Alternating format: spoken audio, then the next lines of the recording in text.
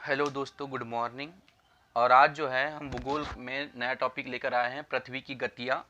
और इससे पूर्व हमने जो टॉपिक पढ़े थे, सौरमंडल और उसका समस्त परिवार, आकाशगंगा, निहारिका, दुग्ध मेखला, इसके बारे में हमने चर्चा की थी, धूमकेतु वगैरह के बारे में।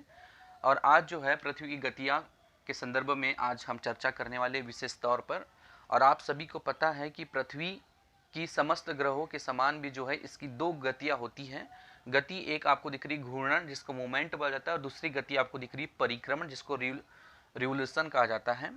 अब आपको ये भी पता होना चाहिए कि पृथ्वी में सामान्यतः दो ध्रुव होते हैं, एक उत्तरी ध्रुव होता है और एक दक्षिणी ध्रुव होता है।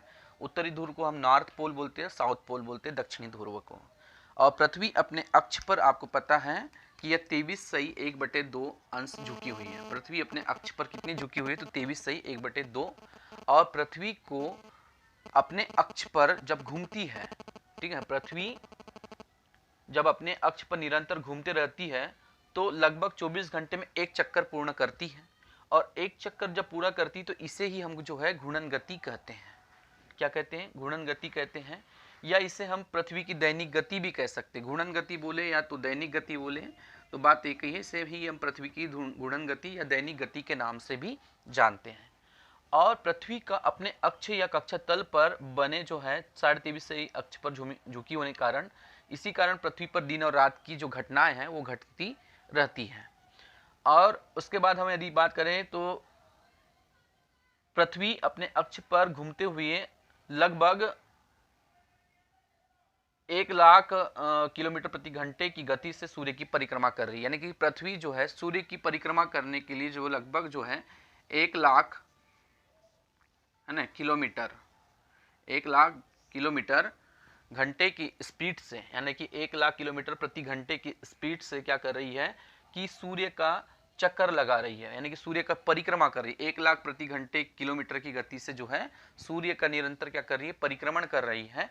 और इसी परिक्रमण पूरी करने में लगभग उसको जो है पृथ्वी को सूर्य की एक परिक्रमा करने के लिए जो है 365 दिन और 6 घंटे का समय लगता है। यानी कि सूर्य की एक परिक्रमा पृथ्वी को पूर्ण करने में, ठीक है ना, ये आपकी अर्थ है यानी पृथ्वी है, तो पृथ्वी को सूर्य की एक परिक्रमा पूर्ण करने के लिए 365 दिन 6 घंटे का समय लगता है। इसे ही पृथ्वी की वार्षिक गति या परिक्रमण गति भी कहा जाता है। ठीक, अब इसको जो है हम सामान्यतः हम एक बार अच्छे से देखने का प्रयास करेंगे।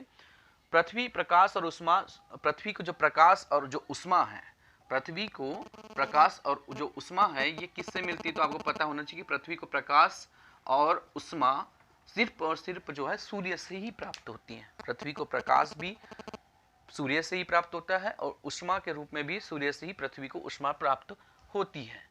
और पृथ्वी की जो आकृति है वो गोल है।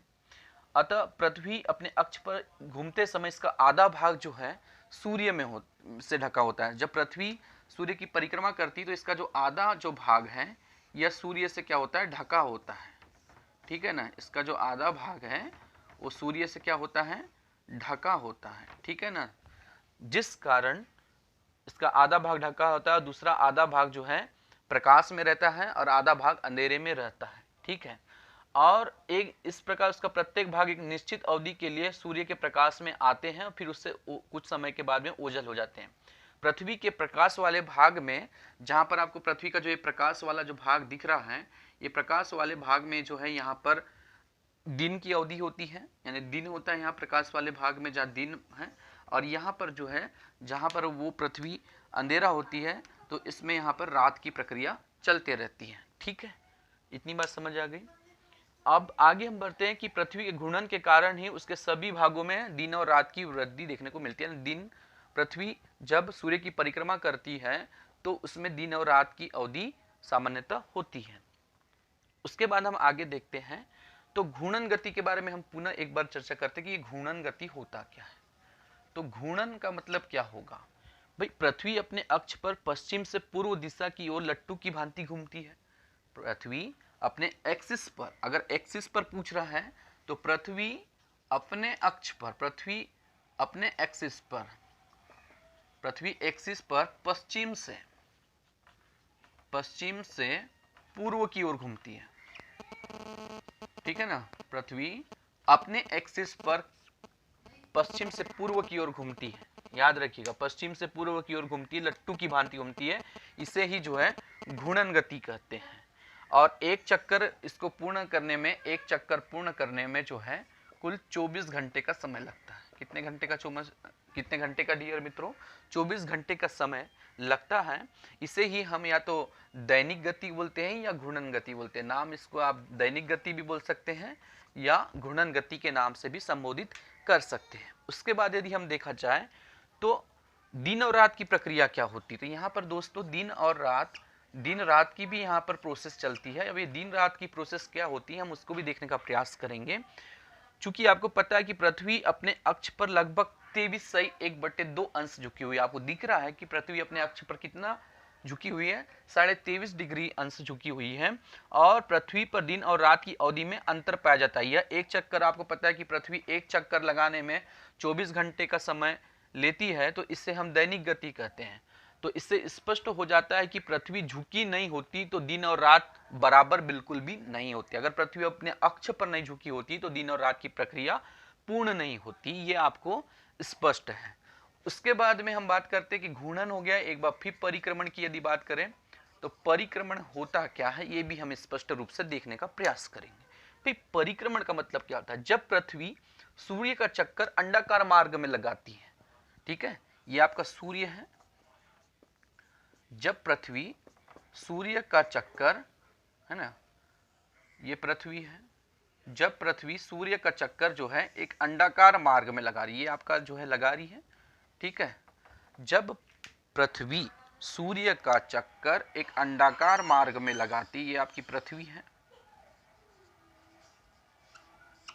ठीक है, जब पृथ्वी सूर्य का एक चक्कर जो है अंडाकार मार्ग में लगाती है तो इसमें दो स्थिति बनती है। अब वो दो स्थिति कैसी बनती है ये भी देखने का प्रयास करेंगे कि दो स्थिति कैसी बनती है अंडाकार मार्ग में लगाने पर। अंडाकार, है ना, तो दो स्थिति में से एक तो आपने नाम सुना होगा उपसौर की। उपसौर की स्थिति देख लेते हैं। फिर उपसौर क्या होता है? जब पृथ्वी सूर्य का चक्कर लगाते समय सूर्य से न्यूनतम दूरी पर होती है। जब पृथ्वी सूर्य का चक्कर लगाती है तो एक न्यूनतम दूरी में आ जाती है। ठीक है, मान लीजिए कि यहाँ पर वो न्यूनतम दूरी में आ गई पृथ्वी, तो यहाँ पर न्यूनतम दूरी में न्यूनतम दूरी में यहाँ पर पृथ्वी है, सूर्य के पास न्यूनतम दूरी में है पर होती है, तो इसे हम जो है उपसौर कहते हैं। क्या कहते हैं? इसे उपसौर कहते हैं। ठीक है ना। तब भी दो स्थिति बनती है। एक तो अपसौर परिक्रमण पथ पर जब पृथ्वी सूर्य से अधिकतम दूरी पर होती है या न्यूनतम दूरी पर होती है तो इसे उपसौर कह रहे हैं। और जब ये अधिकतम यहाँ पर दिख रहा है आपको कि यहाँ पर एक अधिकतम दूरी है पृथ्वी की, यहाँ पर डिस्टेंस आपको दिख रहा है, तो यहाँ अधिक है, यहाँ पर न्यूनतम है। ठीक है, तो यहाँ पर न्यूनतम वाली दूरी को उपसौर कहते हैं। और जब सूर्य का चक्कर पृथ्वी लगाती है और अधिकतम दूरी में आती है तो इस प्रक्रिया को जो है हम अपसौर कहते हैं। क्या कहते हैं? अपसौर कहते हैं। और इस अपसौर की जो घटना होती है यह 4 जुलाई को होती है। याद रखिएगा, बहुत ही इंपॉर्टेंट सवाल है। यह 4 जुलाई को अपसौर की प्रक्रिया होती है। याद रखिए 4 जुलाई को होती है। इन दोनों के बीच में एक माध्य दूरी भी होती है। यहाँ पर दूरी भी होती है, वो कितने किलोमीटर होती है तो ये भी याद रखना है, 15.21 करोड़ किलोमीटर। कितनी करोड़ किलोमीटर? 15.21 करोड़ किलोमीटर इनके बीच में माध्य दूरी होती है। ये माध्य दूरी है। ठीक है ना, माध्य दूरी होती है। एक बार मैं पुनः स्पष्ट करूंगा। अब उसके बाद यदि बात करें तो उपसौर और अपसौर की स्थिति को जो उपसौर और अपसौर की जो रेखा जो मिलाने वाली रहती है ना, उपसौर और अपसौर की जो रेखा होती है जो मिलाती है, जिसको हम क्या कहते हैं, तो इसको जो है काल्पनिक रेखा कहते हैं। क्या कहते हैं? काल्पनिक रेखा। ठीक है ना। उपसौर और अपसौर को मिलाने वाली रेखा को क्या कहा जाता है? तो उसे हम काल्पनिक रेखा कहते हैं। अब एक बार हम बता देते हैं कि घूर्णन क्या होता है।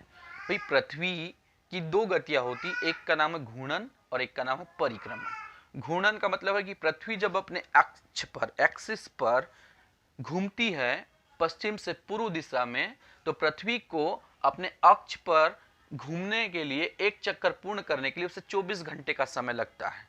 तो उस घटना को हम घूर्णन कहते हैं। और पृथ्वी जब सूर्य की परिक्रमा कर रही है, आसपास घूम रही है, जैसे कि हम मैदान में दौड़ लगाते हैं, दौड़ लगाने वाली प्रक्रिया को हम जो है परिक्रमण कहते हैं। और घूर्णन का मतलब होता है कि जब हम लट्टू को हम घुमाते हैं, लट्टू आपने खेला होगा बचपन में, तो लट्टू अपने एक्स पे वहीं के वहीं घूमता है, तो उसको बोलते हैं घूर्णन।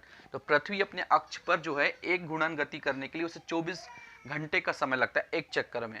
और पृथ्वी को सूर्य की परिक्रमा करने के लिए जो कुल समय होता है वो 365 दिन 6 घंटे का समय लगता है। जिस कारण से पृथ्वी जब सूर्य की परिक्रमा करती है तो उसी स्थिति में जो है पृथ्वी के धरातल पर दिन और रात की प्रक्रिया निरंतर चलते रहती है। और यहाँ पर मैंने बताया कि जब सूर्य कि जब चक्कर पृथ्वी लगाती है तो उनमें दो स्थितियां सामान्यतः बनती है। एक तो पहली स्थिति, जब पृथ्वी सूर्य का जब चक्कर लगाती है तो जब वो पृथ्वी सूर्य के एकदम नजदीक वाली स्थिति में आती है या न्यूनतम उसके सूर्य और पृथ्वी के बीच में दूरी रहती है तो उस घटना को उपसौर कहा जाता है। और जब पृथ्वी जब परिक्रमा करते हुए जब अधिकतम दूरी पर सूर्य से में होती है तो उस स्थिति को अपसौर कहा जाता है, जो कि सामान्यतः 4 जुलाई को होता है। और इनके बीच में एक माध्य दूरी होती है 15.21 करोड़ किलोमीटर की। पृथ्वी की अपसौर और उपसौर की जो स्थिति को मिलाने वाली जो रेखा होती है उसे काल्पनिक रेखा के नाम से भी जाना जाता है। तो ये बातें आपको स्पष्ट हो गया होगा दोस्तों कि ये परिक्रमण होता क्या है और आपका जो है घूर्णन होता क्या है। ठीक है, अब उसके बाद हम यदि बात करें तो सामान्यतः हम और भी इसमें कुछ महत्वपूर्ण जो है टॉपिक रहते हैं, ठीक है ना, तो उस पर भी हम चर्चा कर लेते हैं कि और भी क्या है। तो परिक्रमण और घूर्णन में आप अंतर स्पष्ट कर लिए होंगे, ठीक है ना। अब उसके बाद में क्या होता है कि यहाँ मैंने बताया कि ये अधिकतम दूरी जो होती है वो 4 जुलाई को होती है ना, और जो न्यूनतम जो दूरी होती है ये 3 जनवरी को होती है। सामान्यतः 3 जनवरी को उपसौर की घटना होती है, याद रखिएगा। और अपसौर की जो घटना होती है 4 जुलाई को होती है। एग्जाम में कभी कभी पूछ लेता है कि उपसौर की घटना सामान्यतः कितने, तो 3 जनवरी, और अपसौर की घटना कितने समय में, तो ये आपको याद रखना है कि ये 4 जुलाई को होती है, यह घटना होती है, ठीक है। उसके बाद में हम बात करते हैं, आगे हम चलते हैं। तो ये तो हो गया पृथ्वी की गतियों के संदर्भ में, ठीक है। अब आगे क्या होता है कि पृथ्वी की गतियों के साथ साथ यहाँ पर ऋतुओं में भी परिवर्तन देखने को मिलेगा, जो कि यहीं पर हम पढ़ने का प्रयास करेंगे। ऋतु परिवर्तन होता क्या है, जब पृथ्वी सूर्य की परिक्रमा करती है तो इसमें दिन रात की प्रक्रिया के साथ साथ जो है ऋतुओं में भी सामान्यतः परिवर्तन होते हैं, जिससे दिन और रात की घटना, सबसे बड़ा दिन सबसे छोटा दिन, यहाँ पर देखने को आपको मिलेगा ऋतु परिवर्तन में। तो हम उसको भी प्रयास करेंगे पढ़ने का। तो ये पृथ्वी की ऋतु परिवर्तन का एक डायग्राम है, ये आपको दिख रहा है कि यहाँ पर ऋतुएं कैसे कैसे परिवर्तन होती हैं। ये बहुत ही इम्पोर्टेंट टॉपिक है और यहाँ से सवाल 100% एग्जाम में पूछे गए हैं। अब हम यहाँ पर बताने का प्रयास कर रहे हैं कि ये सूर्य है और पृथ्वी की ये परिक्रमण गति हो रही है, जिससे ऋतु में परिवर्तन देखने को मिलेगा आपको, ठीक है ना। पृथ्वी के आपको पता है कि 2 पोल होते हैं, एक नॉर्थ और एक साउथ। तो आपको पता है कि यहाँ नॉर्थ और साउथ पोल हैं, जिसमें पृथ्वी की 3 रेखाएं, कर्क, विषुवत और मकर, 3 रेखा आपको स्पष्ट रूप से दिखाई दे रही हैं। अब एक एक चीज पर यहाँ पर चर्चा की जाने वाली है। पहली तो हम बात बता दें कि पृथ्वी सदैव अपने अक्ष पर घूमते रहती है, साथ ही सूर्य की परिक्रमा भी करते रहती है। और पृथ्वी की सूर्य के सापेक्ष जो स्थितियां है वो सदैव बदलते रहती है। परिक्रमा जब करते रहती है तो पृथ्वी की जो स्थितियां है वो सापेक्ष रूप से जो है बदलते रहती हैं।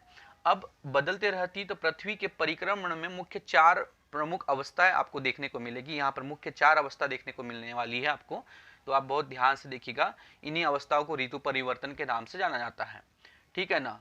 अब क्या होता है कि यहाँ पर हम बात करते हैं कि 21 जून की जो स्थिति आपको दिखाई दे रही है ना, 21 जून आपको दिखाई दे रहा होगा, वो वाला इस साइड में है, और ये 21 मार्च है। तो हम पहली चीज है कि मार्च से हम चर्चा करते हैं कि 21 मार्च की स्थिति क्या होता है। सबसे पहली स्थिति देखने वाले हम, नंबर 1, 21 मार्च।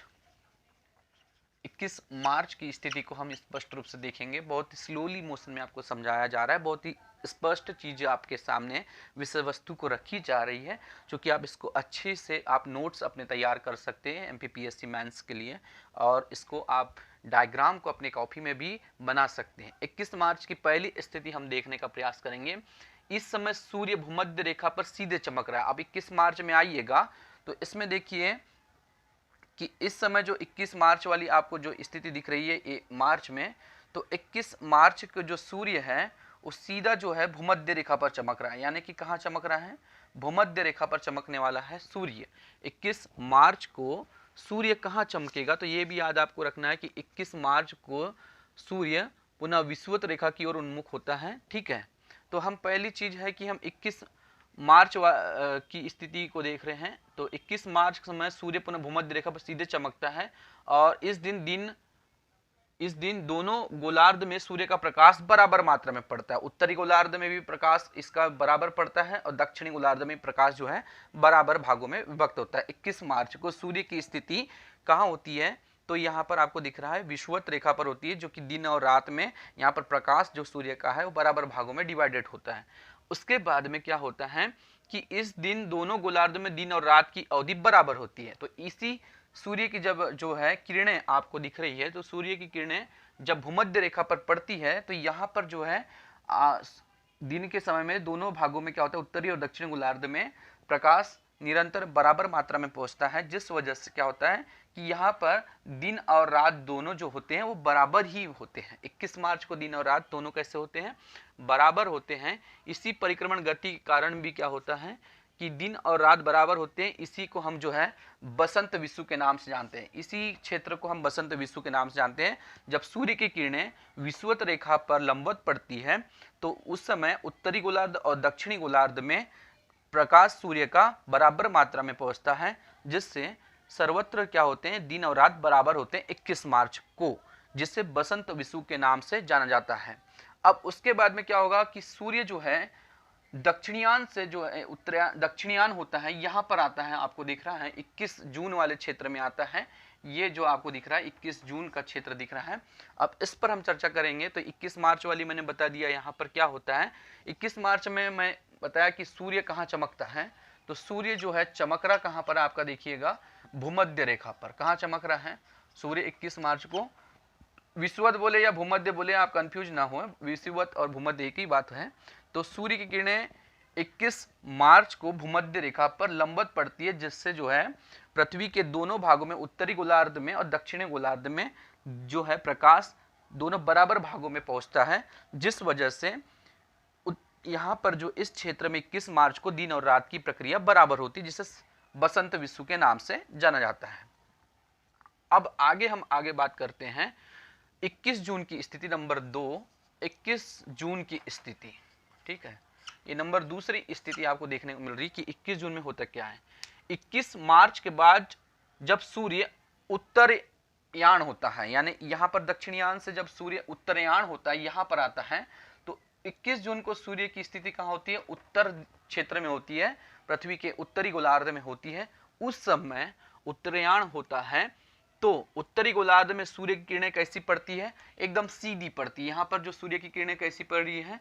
कौन सी रेखा पर? कर्क रेखा पर जब सूर्य लंबवत चमकता है। कौन सी रेखा पर? कर्क रेखा पर सूर्य 21 जून को जब सूर्य की किरणें कर्क रेखा पर लंबवत चमकती है, तब सीधी पड़ती है या लंबवत चमकती है, तो उस क्षेत्र में ग्रीष्म ऋतु का आगमन होता है। यानी कि यहाँ पर कौन सी ऋतु का आगमन होगा? तो याद रखिएगा कि जब सूर्य की किरणें है ना, यहाँ पर देखिएगा बसंत ऋतु आपको दिख रही है, जहाँ पर हमारे जो है 21 मार्च में बसंत ऋतु का आगमन होता है। और जब उत्तरी गोलार्ध, जब दक्षिणी गोलार्ध से जब सूर्य उत्तरी गोलार्ध में उन्मुख होता है, तो यहाँ पर सूर्य की जो किरणें हैं उत्तरी गोलार्ध में यहाँ पर कर्क रेखा पर 21 जून को लंबवत पड़ती है, एकदम सीधी पड़ती है। तो उस समय ग्रीष्म ऋतु का आगमन होता है 21 जून को। और 21 जून को जब ग्रीष्म ऋतु का आगमन होता है, ये याद रखिएगा।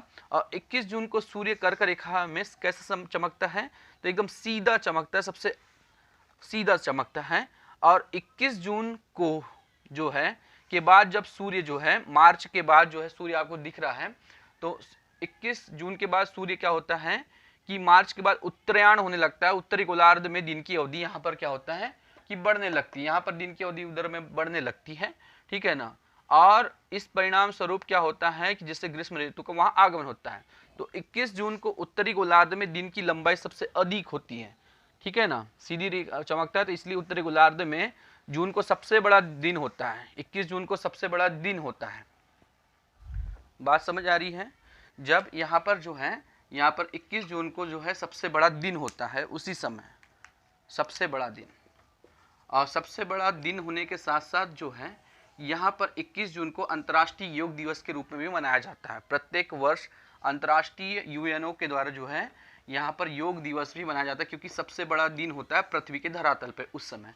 तो यहाँ पर योग डे के रूप में भी मनाया जाता है। याद रखना है, बहुत इंपॉर्टेंट सवाल है कि जब सूर्य 21 जून को कर्क रेखा पर उसकी किरणें, सूर्य किरणें लंबवत चमकती है, तो उस समय भीषण गर्मी पड़ती है, और भीषण गर्मी पड़ने के साथ साथ गर्म टेम्परेचर रहता है। तो इस वजह से क्या कि उत्तरी गोलार्ध में ग्रीष्म ऋतु का आगमन होता है, ठीक है ना। किस ऋतु का आगमन होता है? ग्रीष्म ऋतु का आगमन होता है, और उस दिन सबसे बड़ा दिन होता है।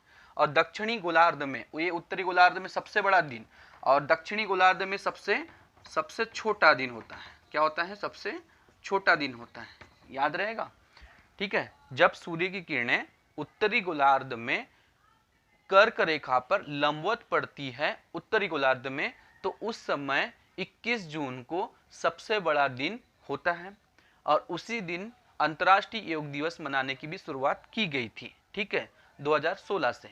उसके बाद में उत्तरी गोलार्ध में सबसे बड़ा दिन और दक्षिणी गोलार्ध में उस समय सबसे छोटा दिन होता है। अब आगे की हम प्रोसेस करते हैं। तो इस स्थिति में कर्क संक्रांति ही कहा जाता है, इसको कर्क संक्रांति के नाम से जाना जाता है, कर्क संक्रांति कहा जाता है। क्योंकि कर्क रेखा भारत के बीचों बीच से गई है। आपको पता है कि मैं यहाँ भारत का भी चित्र जो है आपके सामने स्पष्ट रूप से रखने का प्रयास करूंगा।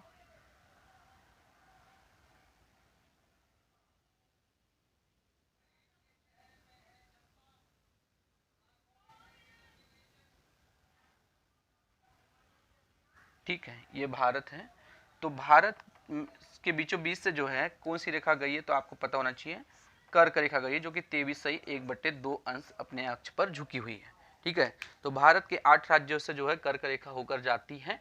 तो उस समय 21 जून के समय में भारत में उच्च तापमान होने लगता है, और आपको पता है कि उत्तरी गोलार्ध में, यानी कि यहाँ नॉर्थ वाले में उस समय जो है यहाँ का जो तापमान है उत्तरी गोलार्ध में उच्च रहता है, और हिंद महासागर में जो है तापमान जो रहता है वो न्यूनतम होता है। कैसा रहता है? न्यूनतम होता है। कौन सी ऋतु में? ठीक है, ग्रीष्म ऋतु में, ठीक है, याद रखना है। और निम्न वायु दाब का क्षेत्र कहाँ बनने, भारत में उच्च तापमान होने लगता है, और हिंद महासागर में न्यूनतम या निम्न वायु दाब का क्षेत्र, निम्न वायु दाब का क्षेत्र कहाँ बनता है? हिंद महासागर में बनता है। इसीलिए क्या होता है कि हिंद महासागर से में सूर्य की किरणें उतनी तीव्र नहीं होती, और यहाँ उच्च वायुदाब बना होता है। यहाँ पर उच्च वायुदाब बना होता है, और यहाँ निम्न वायुदाब होता है। इसलिए जो है हवाएं हिंद महासागर से भारत की ओर चलने लगती, क्योंकि हवाएं किधर से किधर चलती है?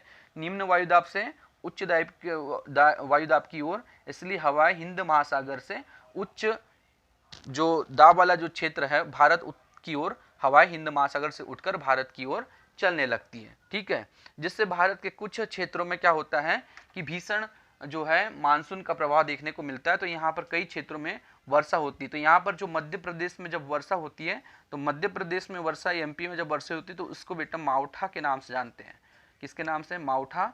और यहाँ पर जो केरल वाले जो हैं, तो केरल में उस समय आपको पता है कि यहाँ पर केरल वाले क्षेत्र में यहाँ पर इसको क्या बोलते हैं? केरल। और यहाँ पर पश्चिम बंगाल में इसको काल बैसाखी बोलते हैं, ठीक है ना। पश्चिम बंगाल में इसको काल बैसाखी बोलते हैं, और असम में काय की वर्षा होती है तो कॉफी वर्षा कहा जाता है। और यहाँ पर जो है केरल में इसको चेरी ब्लास्म के नाम से जाना जाता है। तमिलनाडु वगैरह चेरी ब्लास्म, आम्रवृष्टि के नाम से भी जाना जाता है। तो उसके बारे में भी यहाँ पर चर्चा की जा सकती है, ठीक है ना। और यहाँ उच्च वायुदाब बनाया जाता है, तो हवाएं हिंद महासागर से भारत की ओर चलने लगती, तो भारत में वर्षा ऋतु का आगमन हो जाता है। तो यहाँ पर ऋतुएं भी होती है। तो यहाँ पर अगर हवाएं हिंद महासागर से उठकर भारत की ओर चलती, तो यहाँ पर जो है उस समय वर्षा ऋतु का आगमन हो जाता है, ठीक है। तो 21 जून को उज्जैन जो है, उज्जैन में जो है, उज्जैन के मंगलयान पर सूर्य की सीधी किरणें पड़ती है, इसलिए भारतीय पुराणों में पृथ्वी का मध्य बिंदु माना गया है ना। तो उज्जैन को में यहाँ मंगलयान में एकदम सीधी किरणें पड़ती है, तो इसलिए उसको, और 21 जून 2014 को ही यूएनओ के द्वारा अंतर्राष्ट्रीय योग दिवस के रूप में मनाने का प्रयास किया गया। अब बात करते हैं कि ये 21 जून की स्थिति आ गई। तीसरी चीज हम यहाँ चर्चा करने का प्रयास करेंगे। तीसरी यहाँ पर अब चीज देखने को मिलती है कि 23 सितंबर, तो यहाँ 23 सितंबर वाला कहानी क्या है, 23 सितंबर वाला कहानी क्या है वो भी एक बार प्रयास देखते हैं कि यहाँ 23 सितंबर वाला कहानी क्या है। 23 सितंबर को पुनः सूर्य भूमध्य रेखा पर सीधे चमक रहा है। यहाँ पर आपको दिख रहा है, ये हो गया 21 जून, ठीक है ना। अब यहाँ पर देखिएगा कि 23 सितंबर को जो सूर्य है पुनः यहाँ पर जो है भूमध्य रेखा पर सीधा चमक रहा है, ठीक है ना। ये कर्क, भूमध्य, कर्क, मकर और भूमध्य, है ना। तो यहाँ पर जो सूर्य जो है कर्क भूमध्य रेखा पर जो है 23 सितंबर को, ये 23 सितंबर को जो है 23 सितंबर को जो सूर्य किरणें भूमध्य रेखा पर सीधी पड़ती है, कौन से महीने में, 23 सितंबर के महीने में पुनः सूर्य भूमध्य रेखा पर सीधे चमकता है।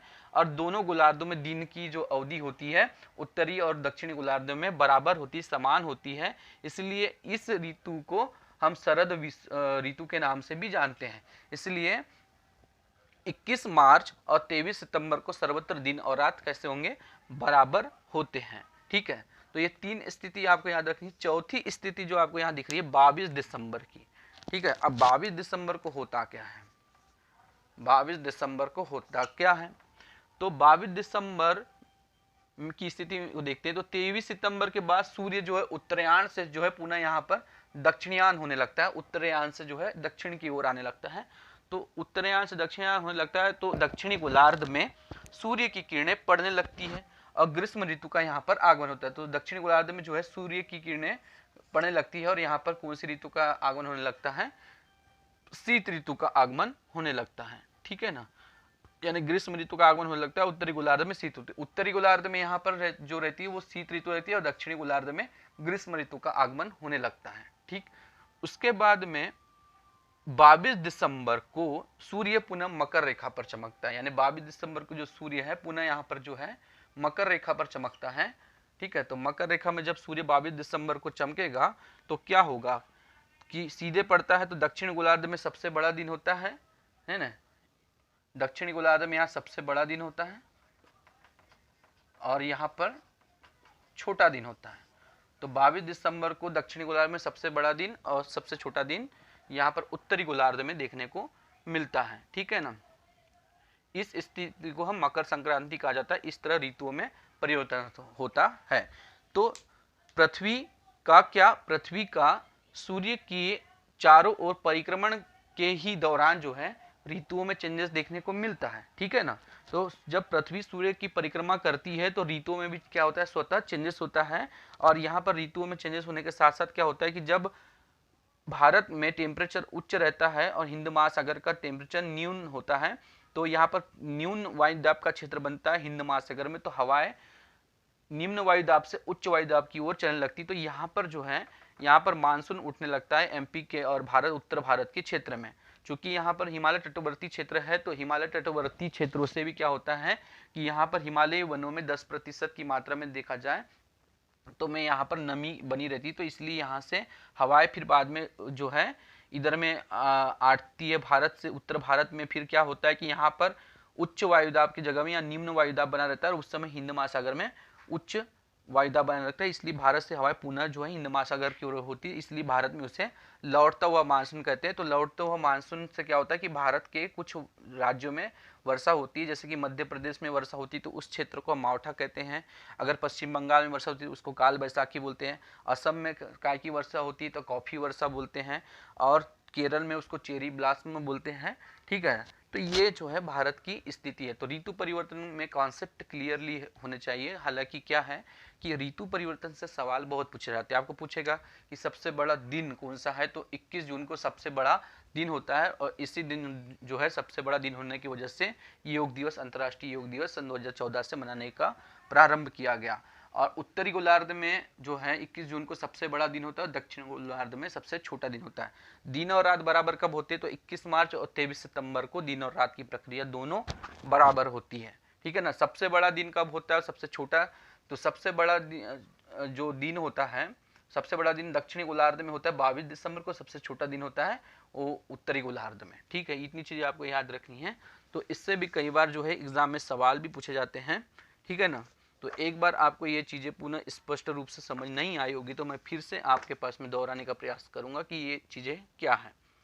ठीक, आपको मैं बता देता हूँ कि पृथ्वी सूर्य का चक्कर एक अंडाकार मार्ग में लगा रही है। आपको पता है कि पृथ्वी ये घूम रही है, सूर्य का चक्कर लगा रही है अंडाकार मार्ग में।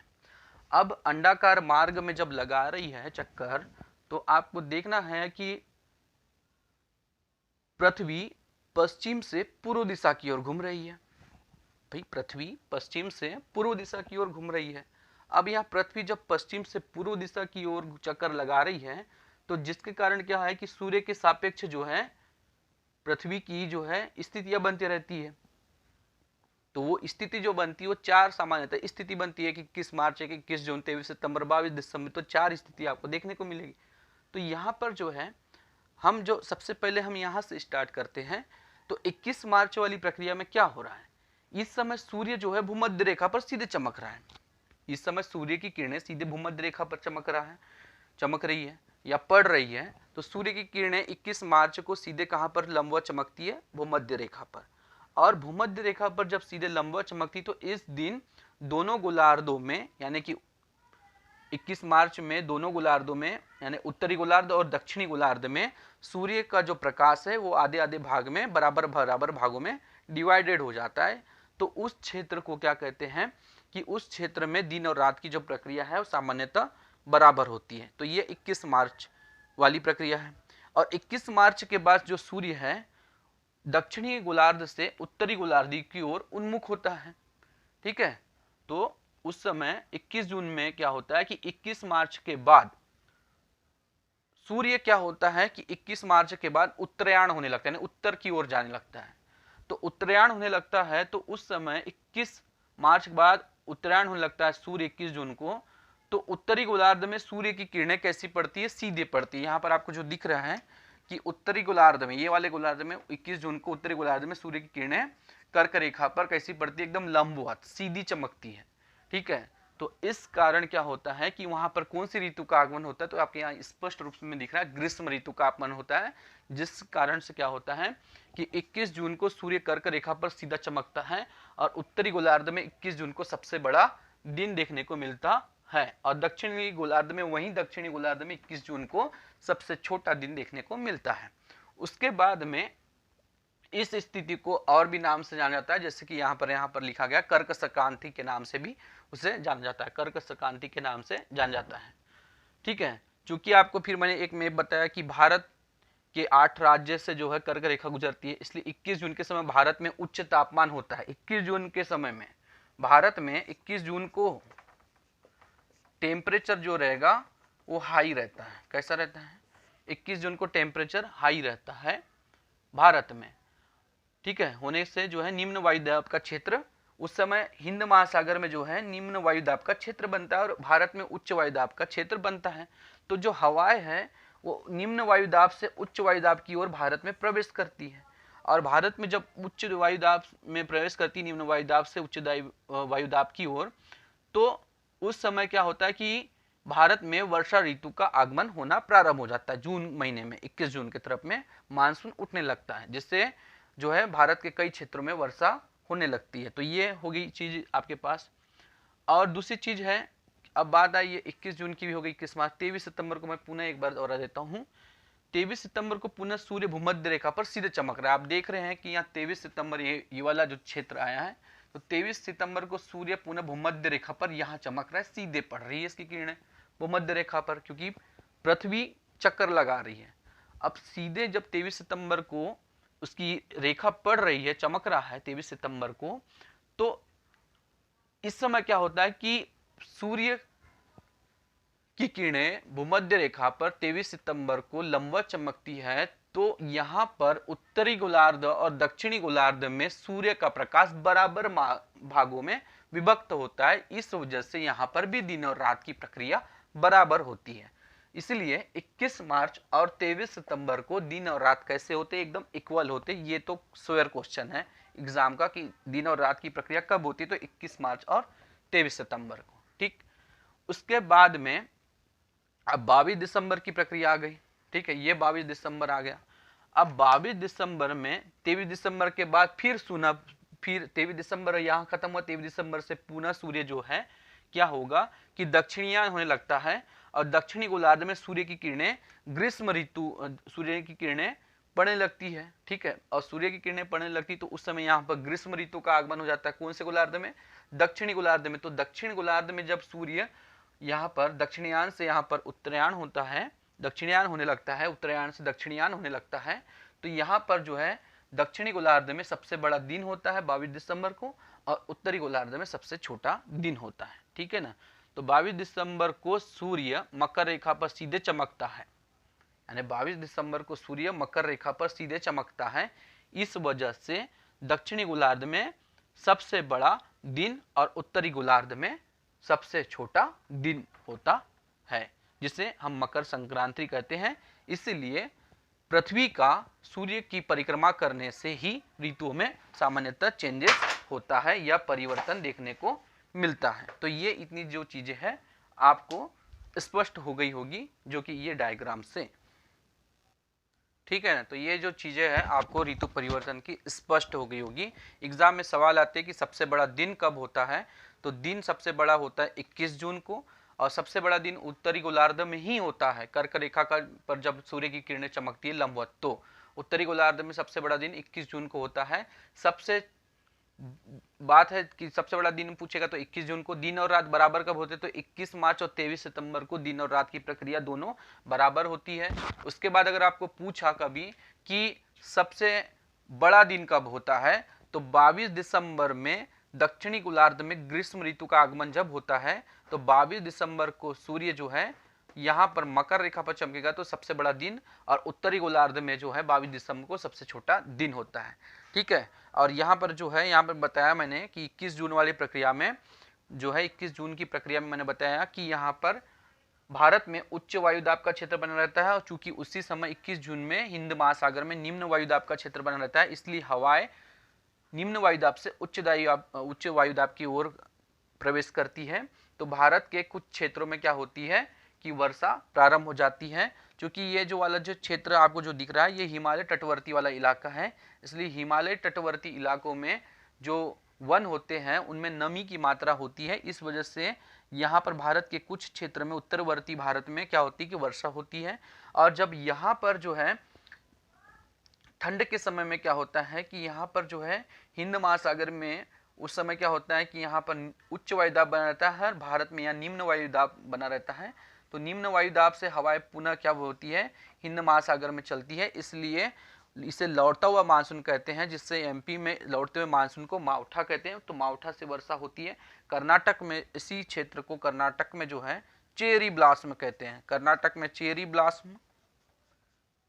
ब्लास्म कहाँ कहा जाता है, तो कर्नाटक में चेरी ब्लास्म कहते हैं।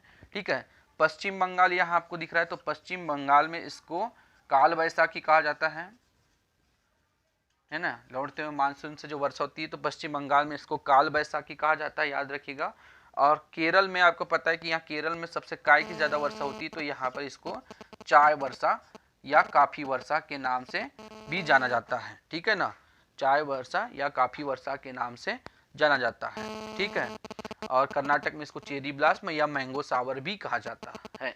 ठीक है, तो ये इतनी आपको जो है याद रखनी है। असम में काय की सर्वाधिक वर्षा होती है, तो असम में चाय की वर्षा सर्वाधिक होती है। तो ये जो चीजें हैं ऋतु परिवर्तन से, तो इसका फुल कॉन्सेप्ट ये है कि पृथ्वी का सूर्य की परिक्रमण गति के ही कारण जो है ऋतुओं में स्वतः चेंजेस देखने को मिलता है। बस इतनी सी चीजें क्लियर करनी है और यहाँ से सवाल 100% एक नंबर का पूछा जाता है। ठीक, तो आपको चीजें स्पष्ट यदि समझ आ गई होगी तो आप इसको नोट कर लीजिए अपनी कॉपी में डायग्राम सहित, और ज़्यादा से ज़्यादा जो है अगर वीडियो लाइक करें, सब्सक्राइब करें अगर चैनल हमारा पसंद आया हो तो। धन्यवाद।